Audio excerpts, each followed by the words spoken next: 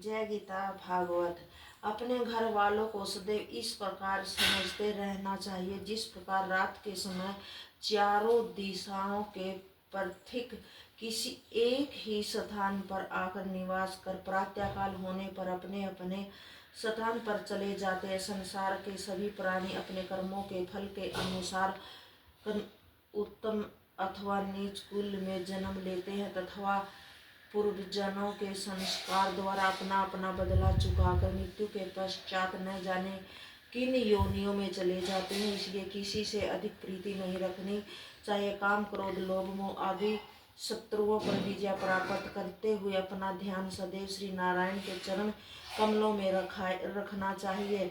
ऐसा करने से ही मनुष्य को मुक्ति की प्राप्ति होती है, अन्यथा बारंबार यह शरीर मिलना कठिन होता है। अधर्म तथा पाप करने से नरकों का दुख अवश्य उठाना पड़ता है। मरते समय किसी के भी साथ हाथी घोड़ा धन आदि कुछ भी नहीं जाता, इसलिए धन पाकर दान तथा धर्म अवश्य करना चाहिए। जो लोग कृपण बनकर धन जोड़ते उन्हें मृत्यु के पश्चात यमपुरी में चोर के समान दंड भोगना पड़ता है। उस समय जिन पारिवारिक जनों को उसने झूठ सच बोलकर पेट भरा था वे भी उसी कोई सहायता नहीं कर पाते। अतः मनुष्य को अपना परलोक सुधारने के लिए ब्राह्मण को देवता के समान समझना, उसे श्रेष्ठ भोजन कराना तथा सेवा करना उचित है। ऐसा करने से श्री नारायण भी अत्यंत प्रसन्न होते हैं। गृहस्थ व्यक्ति को अपने परिवारजनों के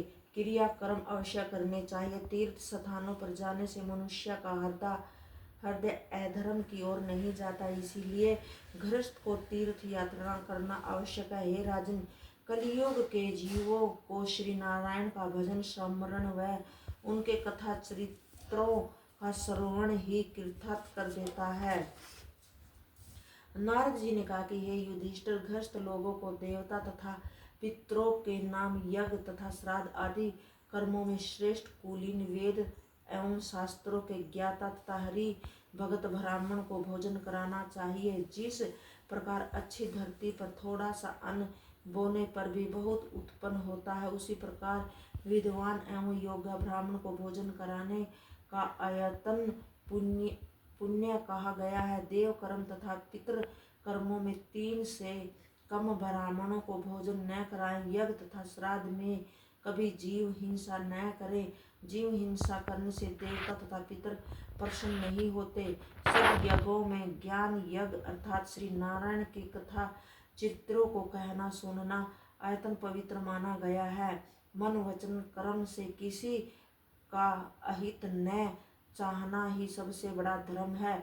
गृहस्थ को संतोष रखना चाहिए। जिन मनुष्य को संतोष नहीं होता वे कितने ही बड़े ज्ञानी अथवा पंडित क्यों न हो, नरक का दुख अवश्य उठाना है। जो गृहस्थ अपने कर्मों के विपरीत आचरण करता है, जो ब्रह्मचारी अपने व्रत तथा धर्म को छोड़ देता है, जो वानप्रस्थ अपने तप के कारण धर्म को नहीं मानता तथा जो सन्यासी लालची होता है अथवा अपनी इंद्रियों के सुखों की कामना करता, उन्हें आश्रम धर्म का फल प्राप्त नहीं होता। हे युधिष्ठिर, 4 वर्णों तथा आश्रमों के मनुष्य को यह उचित है कि जिस चैतन्य को पाकर प्रवृत्ति तथा निवृत्ति के मार्ग का आचरण करे। शास्त्रों के आज्ञा अनुसार जो जीव प्रवृत्ति कर्म करने वाला होता है वह चंडमंडल के मार्ग से देवलोक आदि में जाकर अपने कर्मानुसार सुख भोगता है तथा फिर संसार में जन्म लेता है। निवृत्ति कर्मों को करने वाले सूर्य मंडल के मार्ग से वैकुंठ लोक में पहुंचकर आवागमन से मुक्त हो जाते हैं। हमें तुम्हें ये दोनों मार्ग बता दिए हैं। जो गृहस्थ हमारे कहे अनुसार तथा शास्त्रों में वर्णित धर्मानुसार अपने कर्म का पालन करता, वह गृहस्थ आश्रम में रहते हुए भी परमहंस के पद को प्राप्त कर लेते हैं। जो मनुष्य संन्यास लेने के पश्चात थोड़ा गृहस्थ होने की इच्छा करे उसे कुत्ते के समान समझना चाहिए। जो उबात करके फिर से उसे खा लेता, उसी संसारिक मनुष्य श्री नारायण की माया में पड़कर नष्ट हो रहे हैं। जिस प्रकार रथ में जुआ हुआ घोड़ा रथ को खींचकर चाहे जिधर ले जाता, रथ का कुछ वंश नहीं चलता। उसी प्रकार शरीर रूपी रथ में मन चंचल घोड़े के समान है। वह मन को अपने कर्मों द्वारा इसे चाहे जिस लोक में ले जा सकता है। इसीलिए मनुष्य को चाहिए कि वह अपने मन को वश में रखे, तभी उसे वैकुंठ लोक तथा स्वर्ग लोक के सुखों की प्राप्ति होती है। जय गीता भागवत।